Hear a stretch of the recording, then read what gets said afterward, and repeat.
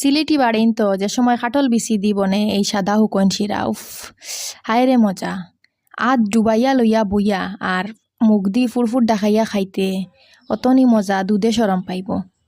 মানুষে দুধ ডুবাইয়া ফুরফুর দেখাইয়া খায়, আমরা অরু থাকতে হুকন শিরা ওলা খাইতাম, অত মজা লাগতো। আর এখন পর্যন্ত খাটল বিচি দি হুকন শিরার কোনো তুলনা হয় না। সারা বছর হুকন শিরা একবার দুইবার খাইলেও খাটল বিচির দিন আইয়ালে 2-3 বার না খাইলেও শান্তি পাওয়া যায় না। খাটল বিচি দি হুকন শিরা খাইতে কত যেন মজা। আমরা ছোটো থাকতে মসজিদে যাইবার আগে মারে খুঁয়ে যাইতাম, মা হুকন শিরা বানাইলিও, আইয়া স্কুলে যাইতাম।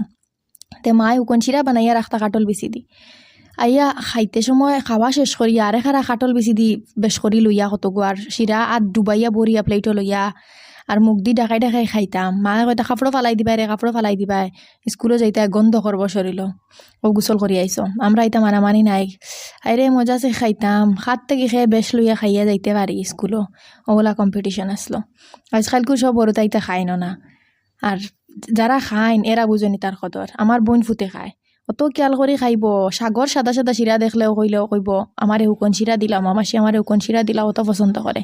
আর আমার নবাবজাদায় তাই নিতা খাইন না, তাইন খালি মাসালা, তাই নিতা খানি খাইন না। ইতা খানি কত মজা। আমার মায়ে তো কইবা ইতা দি মাছ দি মজা নাই, জিওল মাছ দি খাইতে বেশ মজা, চেং দিয়া বাইং হিং দি মাগুর দিও তা দি মজা। আমি কই স্কিন হরে, আমি তাদি খাইতে বালা পাই না, জিওল মাছ আমি খাই না। তে আপনারা খেয়ে খেয়ে তা হুকন শিরা বালা পাও, কমেন্ট করিও।